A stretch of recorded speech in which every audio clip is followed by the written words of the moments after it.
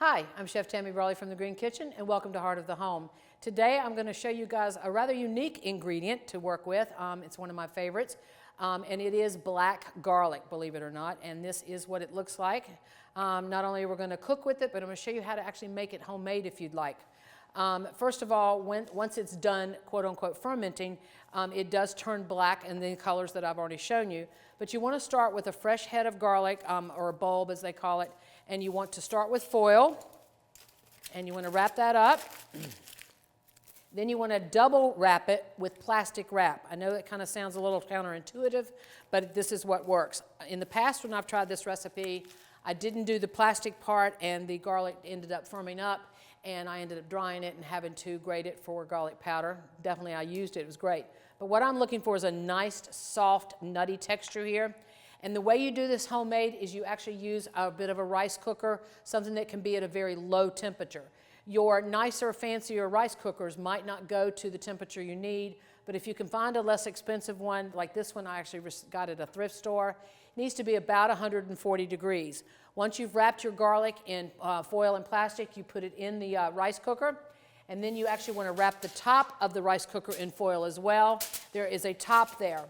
And then you just want to turn it on warm, and it should be about 140 degrees, and you want to plug it in. Now here's the kicker. It needs to be on for about 2 weeks.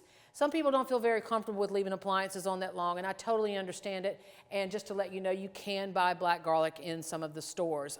So you don't have to do this on your own, but if you wanted to try it, this is a great way to learn.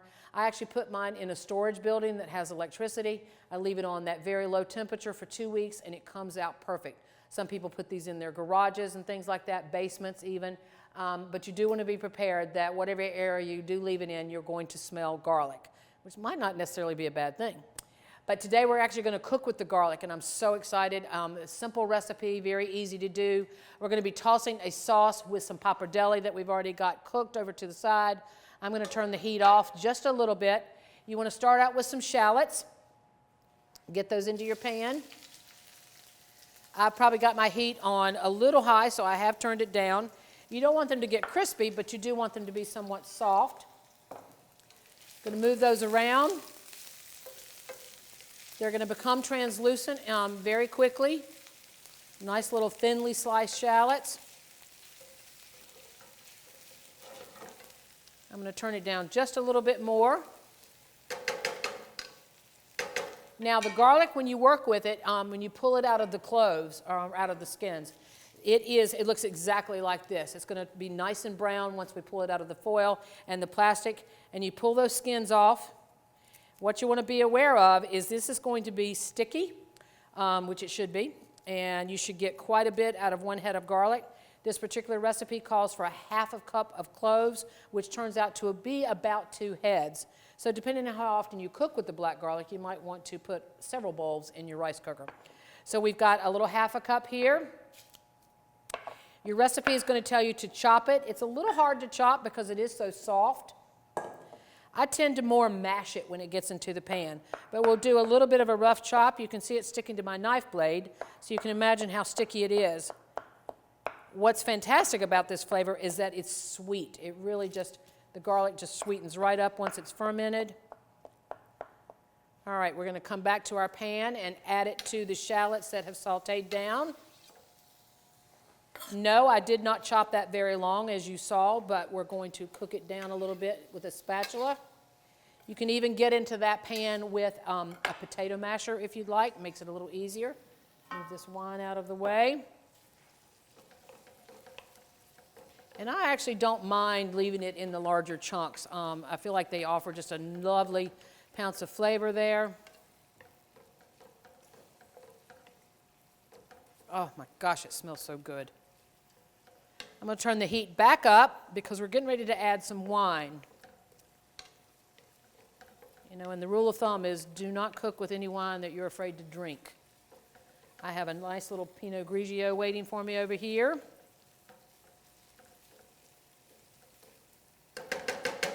All right, now rule of thumb here, if you have a gas range, you really never want to add alcohol to the edge of the pan. If you do, you're going to have a nice little show. It gets kind of scary. You want to always add alcohol to the center of a pan so you don't have the flame. And there we go. Going to let that kind of come up to temp a little bit. And then we're going to add in some butter and a little salt. And then we're going to add some pappardelle pasta that's already been cooked. Wow. Gosh, I wish you guys could smell this.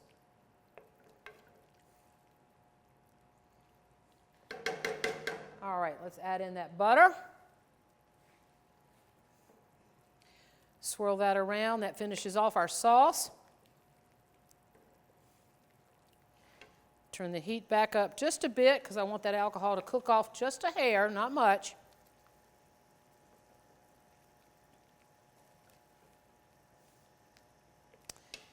Anytime you finish a sauce with butter, that just really adds so much flavor.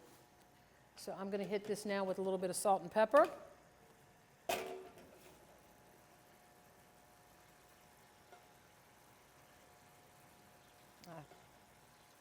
Wine is cooking nicely there.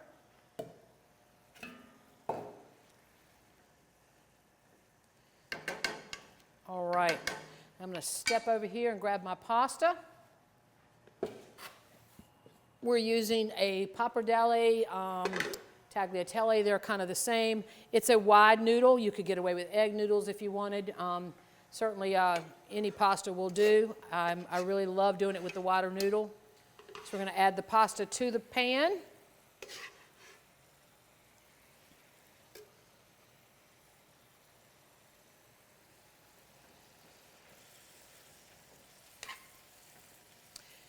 We've cooked about a pound of pasta. I personally like a lot of sauce, so I'm not going to add the entire pound to the sauce.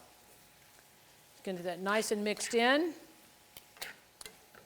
All right, now I'm going to move this to a serving dish, and we're done.